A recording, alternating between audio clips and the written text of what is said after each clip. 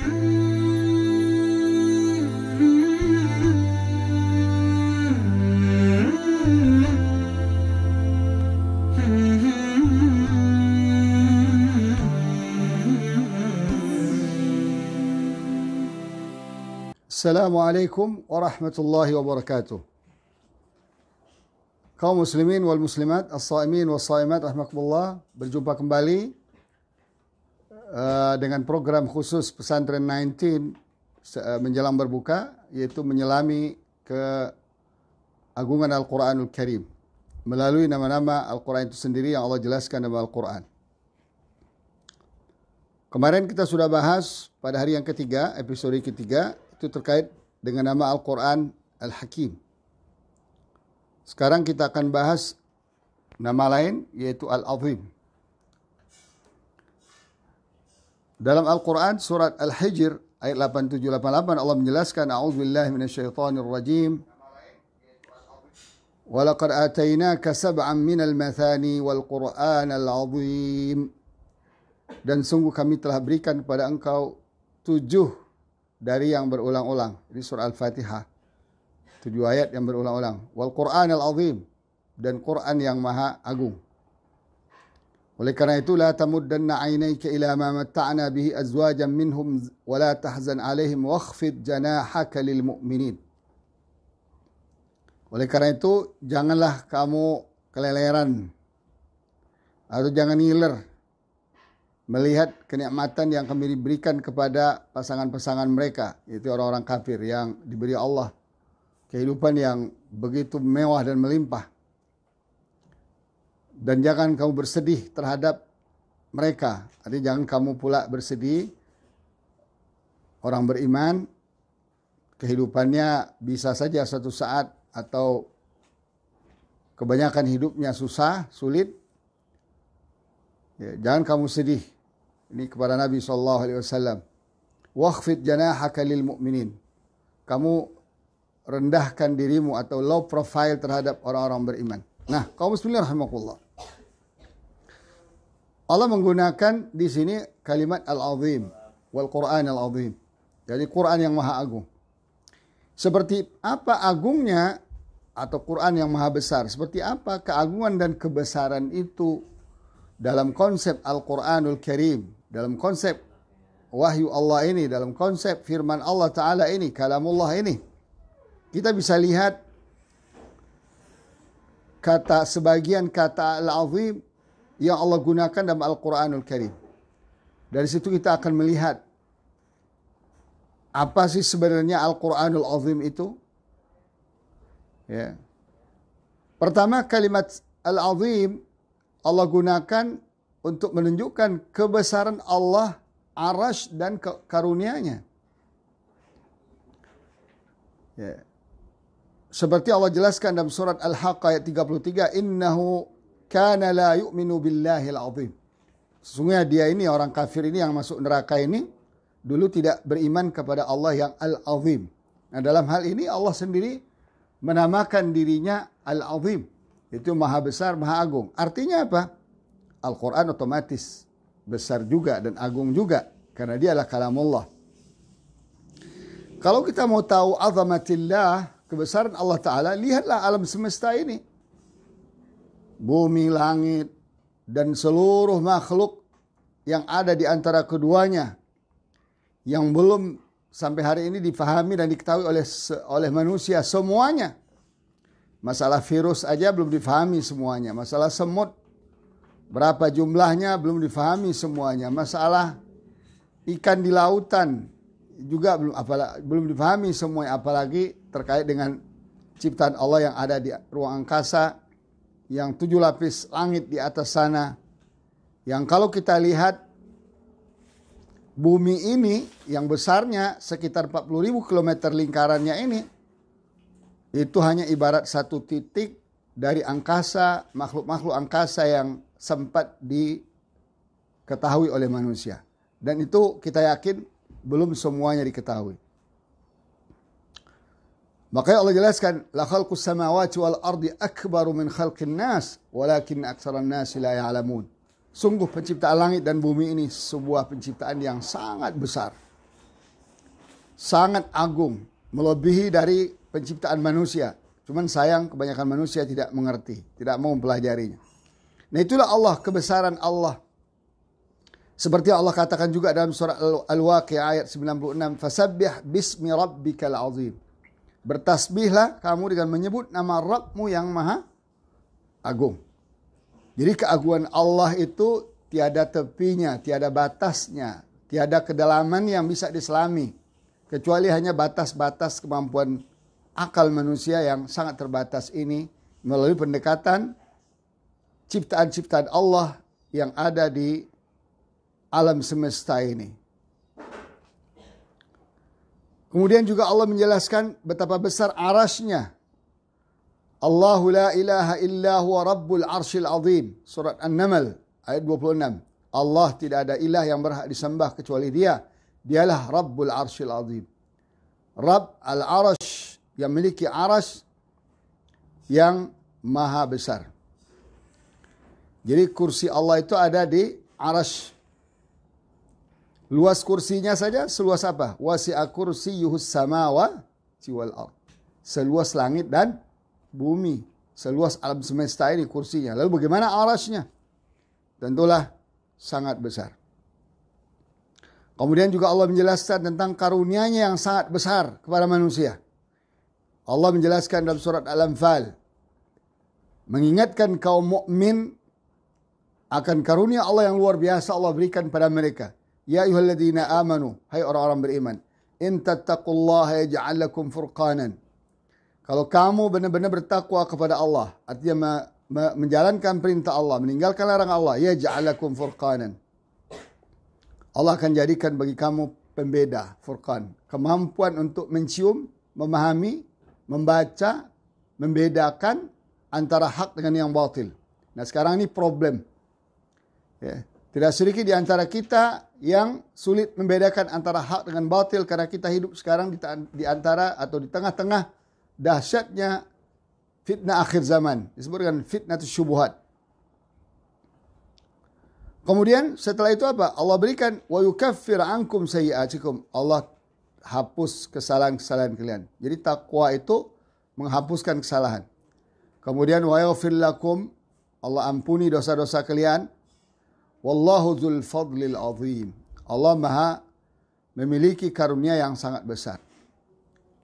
Kenapa dikatakan karunia sangat besar kepada orang beriman? Kenapa tidak dikatakan karunia besar kepada orang kafir? Dari sinilah barangkali kita mungkin melihat orang-orang kafir, orang yang tidak beriman, ahlul ma'asi, kehidupan duniawinya mungkin lebih baik, lebih besar, lebih banyak dari kita. Tapi kita orang beriman kok begini-begini aja. Ingat, kaum muslimin rahmatullah, karunia Allah yang paling besar itu adalah iman. Bukan manusia itu sendiri. Karena manusia itu sendiri tanpa iman jadi kerdil, jadi kecil, jadi musuh Allah. Jadi orang yang dibenci Allah. Untuk apa statusnya tinggi, hartanya banyak, kedudukan dan pangkatnya tinggi kalau dia ingkar kepada Allah Subhanahu wa taala, ingkar kepada agama Allah. Ketika itulah dia kerdil di mata Allah Subhanahu wa taala. Kendatipun dia penguasa, kendatipun dia punya harta yang melimpah, punya pengikut yang berjuta-juta, ratusan juta orang mungkin. Tapi di mata Allah kerdil. Dibandingkan dengan iman yang diberikan kepada seorang mukmin. Kenapa? Karena iman itulah yang akan menyelamatkan manusia di atas muka bumi ini dan terlebih lagi di akhirat nanti. Tapi tentu orang mukmin yang mana? Yang bertakwa. Intattaqullah. Kalau orang mukminnya sampai kepada derajat takwa, alladzina amanu taqullaha haqqa tuqatih. Maka Allah perintahkan takwa itu harus maksimal. Maksimalnya dilihat dari sisi pengamalan perintah Allah dan meninggalkan larangan Allah Subhanahu wa taala. Nah, dapat bonus dari Allah, yaj'al lakum furqanan. Satu, Allah berikan kemampuan membedakan antara hak dengan yang batil. Kedua, wa yukaffir ankum sayyi'atikum. Allah hapus kesalahan-kesalahannya, dosa-dosanya. Dan yang ketiga, ini yang paling besar ini, wa yaghfir lakum. Dan Allah ampuni dosanya. Nah, iman, taqwa, furqan, takfirus sayyi'at, al-ghufran minallah, ini adalah karunia Allah yang sangat-sangat besar dan tidak bisa dibandingkan dengan dunia dan seisinya. Nah, terbayangkan sekarang betapa besarnya Al-Quranul Karim. Karena Al-Quran itulah yang memberikan kebesaran kepada kita. Jadi orang-orang yang hidup dengan Al-Quran adalah orang-orang yang besar. Orang-orang yang jauh dari Al-Quran adalah orang-orang yang kerdil di mata Allah Subhanahu wa Ta'ala. Ini terkait dengan kebesaran Allah, arasy dan karunia-Nya. Kemudian kita juga bisa lihat bagaimana Allah bercerita tentang kebesaran surga. Azamatul jannah. Azamatul jannah. Allah menjelaskan di banyak ayat. Ini ayat yang paling banyak yang Allah jelaskan. Hampir di tiap surat-surat yang panjang. Allah jelaskan. Di antaranya dalam surat An-Nisa ayat 13. Allah berfirman, "Tilka hududullah. Wa man yuti'illaha wa rasulahu yudkhilhu jannatin tajri min tahtiha al-anhar khalidina fiha wa dzalikal fawzul 'azim." Itulah batas-batas aturan Allah yang harus kalian taati. Baik perintah maupun larangannya, ada batasnya. Innal halala bayyin wal harama bayyin. Terkait dengan halal dan haram ada batasnya. Siapa yang mentaati Allah dan Rasulnya, Allah akan masukkan dia ke surga yang mengalir di bawahnya berbagai macam sungai. Khalidina fiha. Mereka kekal di dalamnya. Lalu Allah katakan, وَذَلِكَ الْفَوْزُ الْعَظِيمُ. Itulah kemenangan yang sangat besar. Jadi artinya apa? Surga sebagai balasan. Orang-orang beriman yang taat kepada Allah dan Rasulnya ini adalah sebuah kebesaran. Kemenangan yang luar biasa. Bagaimana surga Allah gambarkan, مَا لَا عَيْنٌ رَأَتْ, yang tidak pernah dilihat oleh mata di dunia, wala udhunun sami'at, tidak pernah didengar oleh telinga dunia, wala khatara bi bali ahadikum, tidak pernah terbayangkan oleh hati kalian atau pikiran kita. Jannatin tajri min tahtiha al-anhar. Bagaimana di surga itu sungai-sungai mengalir di bawahnya, ada sungai susu, sungai madu, sungai khamar yang lezat diminum dan tidak memabukkan, sungai air mineral khusus. Surga, mineral di dunia ini enggak seberapa dibanding dengan mineral surga. Dalamnya wafakihatan, berbagai macam buah-buahan. Hiasan-hiasan terdiri dari emas dan perak, kristal-kristal, berlian-berlian. Pakaiannya dari sutra yang halus dan kasar, hijau, putih. Dan hiasan-hiasan lain yang tak terhingga jumlahnya. Maka dikatakan surga itulah al-azim, al-fawzul azim. Bagi seorang mukmin yang bisa masuk surga berarti dia mendapatkan balasan yang sangat luar biasa. Bayangkan, itulah makna azamah atau azim, besar. Kemudian ada juga dikatakan dalam Al-Quran menunjukkan kebesarannya dosa. Bagaimana dosa? Yaitu syirik kepada Allah Subhanahu wa Ta'ala. Dianggap Allah berfirman, dianggap Allah sebagai dosa yang besar sekali, kezaliman yang besar sekali. Dalam surah Luqman ayat 13 Allah menjelaskan, wa idh qala Luqmanu libnih wa huwa ya'idhuhu ya bunayya la tusyrik billah inna syirka la dzulmun adzim. Wahai anakku. Ini Luqman ketika menasihati, nasihat pendidikan terhadap anaknya, dia dahulukan menasihati anaknya agar tidak terjebak kepada kemusyrikan, perbuatan atau ucapan syirik atau keyakinan, pandangan syirik. Ya bunayya la tusyrik billah, hai anakku, jangan sekali-kali kamu menyekutukan Allah. Inna syirka la dzulmun adzim. Karena syirik itu adalah kezaliman yang maha besar di mata Allah Subhanahu wa Ta'ala. Bahkan dalam ayat lain Allah katakan Allah bisa saja mengampuni dosa lain tapi tidak akan pernah mengampunkan dosa syirik kalau terbawa mati. Innallaha la yaghfiru an yushraka bihi wa yaghfiru ma duna dzalika liman yasha. Allah tidak akan ampunkan dosa orang yang menyekutukannya dengan apapun, dengan siapapun kalau terbawa mati. Tapi bisa saja Allah ampunkan dosa-dosa yang lain. Nah, berhati-hati jamaah sekalian rahimakumullah. Syirik ini dianggap Allah sebuah kesalahan yang sangat besar. Bahkan Allah jelaskan dalam surah Al-Waqi'ah, wa kanu yusirruna 'alal hinthil 'adzim. Ini menceritakan orang-orang yang dimasukkan ke dalam neraka. Kenapa? Karena mereka ngotot melakukan dosa-dosa besar, di antaranya syirik kepada Allah Subhanahu wa Ta'ala. Syirik ini dosa yang paling Allah murkai bila dilakukan oleh hambanya. Ya. Bahkan di dalam ayat Al-Quran dijelaskan gara-gara manusia ya menuduh Allah punya anak. Artinya apa? Dia sekutukan Allah dengan manusia, dengan Isa, dengan lain-lain. Langit pun nyaris pecah-pecah runtuh bumi retak-retak dan gunung hancur, anda'u lirrahmani walada. Karena mereka mengklaim Allah punya anak. Coba bayangkan. Makhluk Allah yang lain ikut protes kalau manusia menyekutukan Allah, mengklaim Allah punya anak atau punya teman hidup, punya istri dan sebagainya. Allah sangat marah, dan makhluk Allah yang lain seperti gunung, seperti bumi, seperti langit ikut memprotes. Begitulah dahsyatnya dosa atau kesalahan seorang hamba terkait dengan syirik ini. Maka kita berlindung kepada Allah dari syirik ini. Kemudian ada juga Allah menceritakan tentang satu peristiwa atau satu azab atau satu tragedi besar yang terjadi di zaman dahulu. Itu Allah katakan juga tragedi besar. Bagaimana tidak? Ini terjadi zaman Nabi Nuh alaihissalam. Allah turunkan hujan tak berhenti-berhenti. Dari bawah Allah lahirkan air, munculkan air. Dari atas Allah turunkan air, sampailah bumi ini tenggelam semuanya. Sampai gunung-gunung tenggelam. Ini peristiwa besar, ini tragedi besar. Tidak akan ada lagi di bumi ini kecuali kiamat yang bisa menyamainya. Banjir di kita ya paling berapa persen dari bumi yang banjir. Banyak lagi wilayah lain yang belum banjir. Tapi banjir di zaman Nabi Nuh ini sangatlah besar. Sampai Allah katakan apa? Dalam surah Al-Anbiya ayat 76.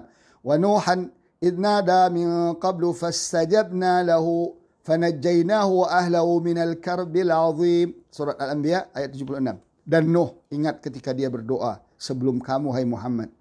Lalu kami kabulkan doanya. Itu apa doa Nabi Nuh? Allahumma najjini minal qaumil zalimin. Selamatkan aku dari kaum yang zalim.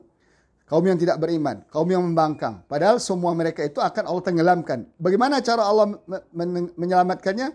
Fanajjaynahu. Kami selamatkan dia wa ahlahu dan keluarganya kecuali istrinya dan anaknya.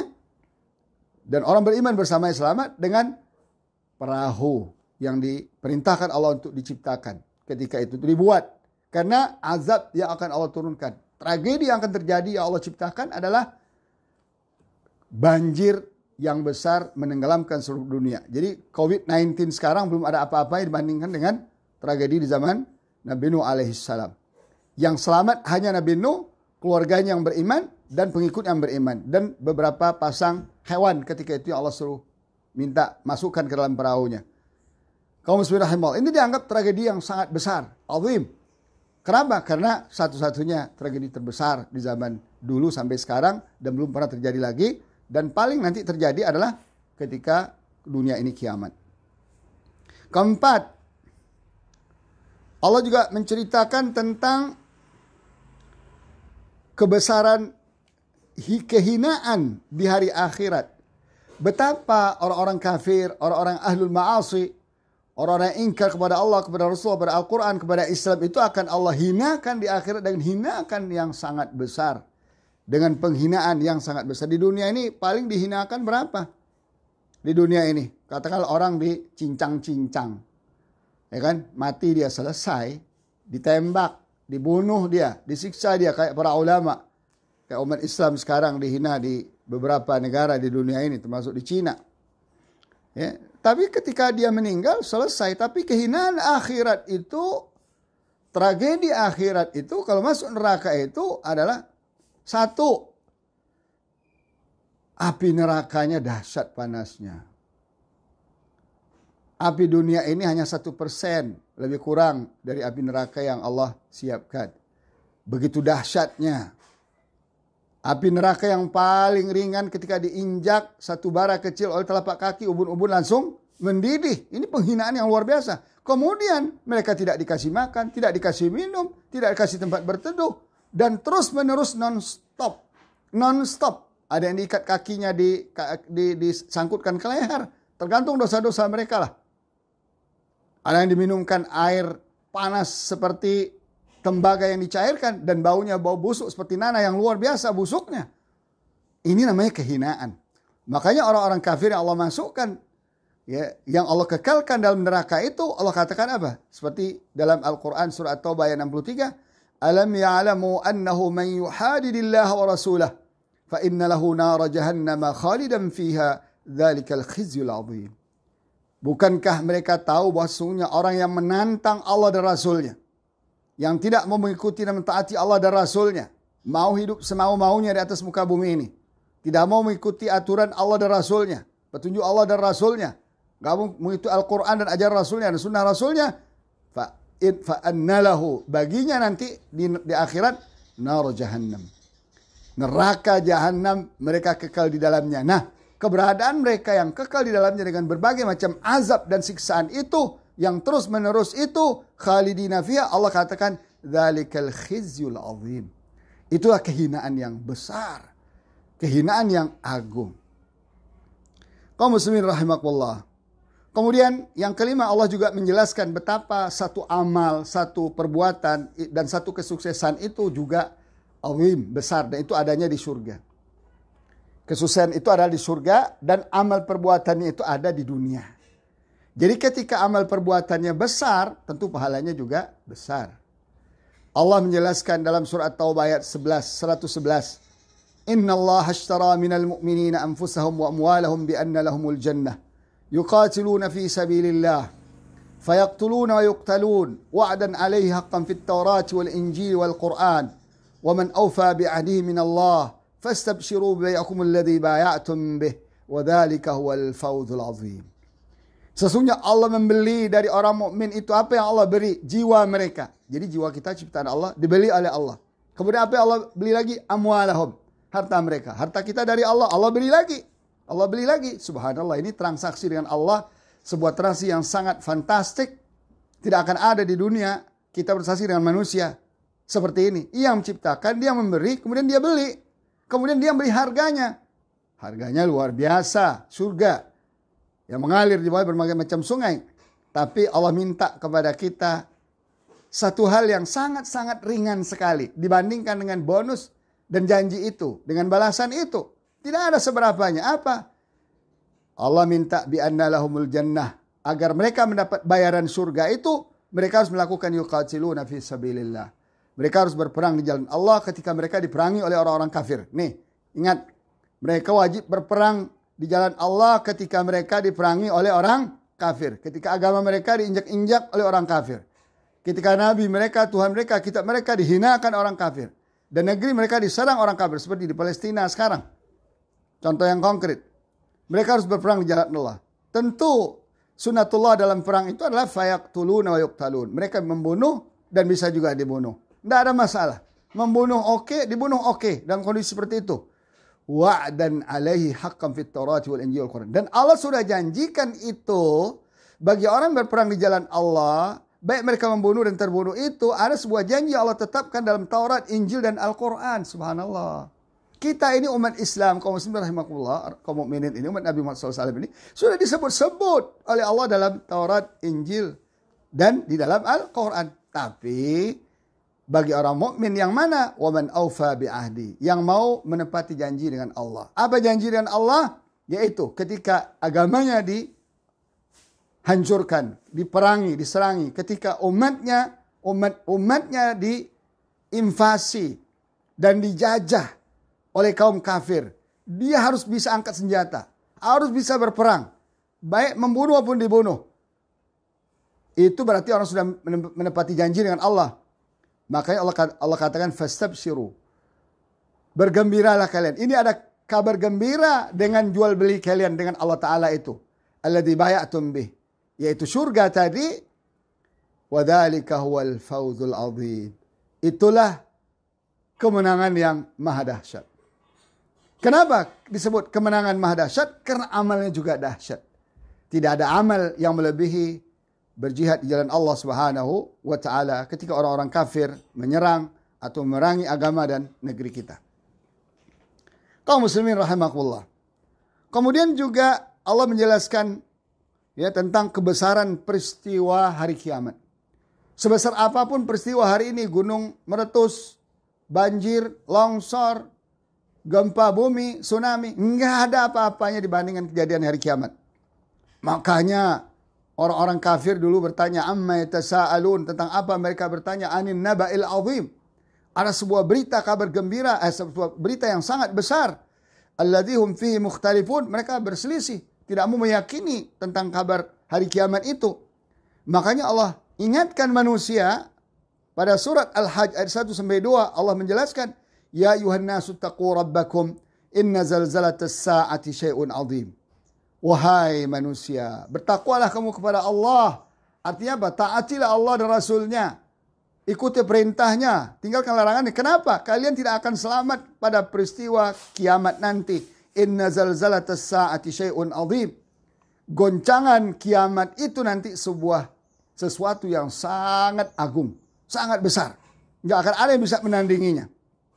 Karena alam semua ini dihancurkan Allah. Yauma tubaddalul ardu ghairal ard. Allah ganti bumi ini dengan bumi yang lain. Was samawat, dan langit. Bumi ini, langit dunia ini juga Allah ganti dengan langit yang lain. Fa idza nufikha fis suri nafkhatun wahidah, ketika ditiup sangkakala oleh malaikat Israfil. Fa idza nufikha fis suri nafkhatun wahidah wa humilatil ardu wal jibal, diangkat bumi dan gunung, fadukkata dakkata wahid, boleh dibenturkan. Bayangkan. Semua alam manusia ini akan lihat seperti gunung-gunung seperti apa? Seperti kalahnil manfush.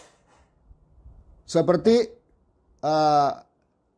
idza zulzilatil ardu zilzala wa akhrajatil ardu asqala wa qala al-insanu ma laha yawma idzin tuhadditsu akhbaraha bi anna rabbaka wala yawma idzi yasdurun nasu ashtatan liyara a'malahum. Coba lihat. Luar biasa. Gunung-gunung ini seperti belalang yang berterbangan, sangat kecil terbang. Karena Allah angkat, Allah benturkan. Manusia, kalian lihat seperti kapas yang berterbangan. Semua manusia bermunculan. Peristiwa ini. Bagaimana dahsyatnya peristiwa ini? Allah menggambarkan, yauma tarawnaha tazhalu kullu murdiatin amma arda'at. Kamu lihat nanti pada hari itu, ya seorang ibu yang menyusui terlepas, ya bengong, sehingga terlepas bayi susuan dari pangkuannya. Coba lihat, kaum muslimin rahimakumullah, adakah seorang yang paling dekat melebihi dekatnya antara seorang ibu sedang menyusui anaknya? Tidak ada. Itu kondisi psikologis yang sangat dekat. Tapi ketika itu tak tahu lagi ibu itu apa yang dia harus pegang. Terlepas. Dia lupa bahwa dia sedang megang bayinya. Terlepas karena melihat peristiwa itu sangat besar. Wa tada'u kulla dzati hamlin hamlaha. Yang hamil karena melihat, ya, wanita-wanita yang hamil karena melihat peristiwa kiamat itu dahsyat, lalu berguguran hamilnya. Wa tarannasa sukara, kamu lihat manusia seperti orang yang mabuk. Wa ma hum bisukara, padahal mereka bukan mabuk, walakin adzaballahi syadid. Tapi adab Allah yang maha dahsyat. Artinya apa? Peristiwa ini peristiwa yang paling besar. Kalau ditanya, di dunia ini peristiwa yang paling besar adalah peristiwa kiamat. Itu paling besar. Nah, ini peristiwa ini Allah katakan azim. Anin naba'il azim. As-syai'un azim. Nah, oleh karena itu kaum muslimin rahimahullah, bisalah kita gambarkan bahwa Al-Quran itu sesuatu yang azim, yang luar biasa. Tidak ada tandingannya. Makanya kalau ada orang yang melecehkan Al-Quran, kalau ada orang yang menghina Al-Quran, kalau ada orang yang mencoba merendahkan Al-Quran, ini orang benar-benar satu. Pertama, dia kafir. Dia tidak beriman pada Al-Quran. Dia ateis, tidak percaya kepada Allah yang menurunkan Al-Quran. Atau dia tidak tahu Al-Quran. Nah, kalau tidak tahu bisa belajar. Ya. Atau dia sombong, merasa besar di muka bumi ini gara-gara Allah kasih akal yang secuil itu. Biasanya manusia sombong itu karena dikasih akal, atau karena dikasih kekayaan, atau dikasih kedudukan. Tiga inilah yang membuat manusia sombong di atas muka bumi ini. Ya, baru pendidikannya PhD, doktor apalagi yang belum PhD, sombong. Ya, merasa, wah ini nggak masuk akal saya ini, Quran ini. Akal ente memang picik, akal orang lain masuk. Itu satu. Yang kedua, dalam Al-Quran itu ada disebut dengan ghaib. Tidak semuanya diberi Allah kemampuan untuk menelaah atau memahaminya. Suatu ghaib itu harus diimani. Yu'minuna bil ghaib. Seorang mukmin harus beriman kepada yang gaib. Jadi ingat kaum muslimin rahimakumullah, kalau ada orang tidak terkagum-kagum dengan Al-Quran, orang mukmin, ini suatu hal yang sangat menyedihkan. Segeralah bertaubat. Kenapa? Karena Quran itu begitu dahsyat, ya, begitu dahsyat, keagungannya bahkan bisa diakui, difahami dan diakui oleh orang-orang yang tidak beriman sekalipun. Seperti, Nah, karena setiap materi saya janji akan menyampaikan ungkapan-ungkapan yang mengagumi Al-Quran. Dari kalangan orang-orang barat, kebanyakan mereka yang belum masuk Islam. Pada hari ini kita akan melihat ucapan Rodwell. Dia seorang pendeta namanya John Meadows Rodwell. Lahir 1808, meninggal 1900. Jadi umurnya sekitar 92 tahun. Adalah seorang, dia berteman dengan Darwin, Charles Darwin nih. Sama-sama santrinya Cambridge University. Lalu dia pilih menjadi pendeta di Inggris, di gereja Inggris, dan sarjana Islam non-Muslim. Dia ini menguasai tentang banyak pemikiran keislaman, tapi dia tidak Muslim. Dia menjabat sebagai rektor St. Peter's Saffron Hill di London, 1836 sampai 43, dan rektor St. Ethelburg's di Bishopsgate di London juga dari tahun 1843 sampai tahun 1900 sampai dia meninggal. Nah, dia ini masih tetap berkomunikasi dengan Darwin walaupun setelah pisah dengan Darwin di Cambridge. Apa kata beliau tentang Al-Quran? Mari kita simak baik-baik. Al-Quran telah mempengaruhi Arab Badui dan telah merubah mereka dengan cara yang akan dianggap sebagai sesuatu yang legendaris. Jadi orang-orang Arab Badui, orang Arab yang dulu yang nggak ngerti budaya, ngerti ilmu, setelah masuk Islam, lalu memahami Quran, menjalankan Al-Quran, mengamalkan Al-Quran, mereka berubah. Kalau Quran mengatakan ini khaira ummatin, menjadi umat terbaik. Kata beliau, Allah Subhanahu wa taala yang Maha benar dan Maha agung, Sang Pencipta yang telah menciptakan alam semesta dengan sifat qadirnya, adalah zat yang Maha tahu, Maha kuasa, yang mempunyai kekuasaan dan keagungan. Makanya Al-Quran ini pantas atas segala pujian. Coba lihat. Karena dia tahu Quran dari Allah. Dan dia pelajari, memang pantas dipuji, segala pujian. Bersama dengan ungkapan-ungkapan yang ringkas dan tepat. Al-Quran juga menyampaikan kebenaran yang terdalam, kebijaksanaan atau hikmah yang paling kuat dan paling signifikan dengan kata-kata yang rinci. Hanya karena Al-Quran, karena prinsip-prinsip Al-Quran, Baghdad, Cordova, Delhi bisa mencapai kebesaran seperti yang kita bisa lihat hari ini. Kejayaan yang mengguncangkan seluruh Eropa Kristen. Nah, ini pengakuan mereka. Karena Eropa itu, maaf orang Eropa ya, atau orang-orang yang kagum-kagum sama Eropa. Eropa itu baru tahu baca tulis setelah berinteraksi dengan umat Islam di Spanyol. Setelah mengirim mahasiswa ke gereja-gereja, mengirimkan mahasiswanya ke Baghdad untuk belajar baca tulis, belajar pengetahuan, belajar sains. Walaupun mereka nggak masuk Islam. Ini diutus oleh gereja-gereja. Barulah tahu tuh bersih. Sekarang jatuh lagi mereka. Karena menghina Islam, menghancurkan Islam di Eropa, di Spanyol dan negara lain. Nah, sekarang corona ini semoga bisa mengembalikan mereka kembali kepada Islam. Dan ini sudah kita lihat betapa metode bersihnya orang Islam sangat dikagumi di Eropa hari ini. Dibuat di acara-acara televisi, dijelaskan di mana-mana di seminar-seminar. Nah, itu yang kita lihat sekarang. Nah, semoga insya Allah keagungan Al-Quran ini dengan virus corona ini bisa menembus Eropa kembali insya Allah. Nah, hati-hati umat Islam di negeri Islam di Indonesia ini. Jangan-jangan sampai-sampai nanti kita pula yang belajar sama Islam orang Eropa.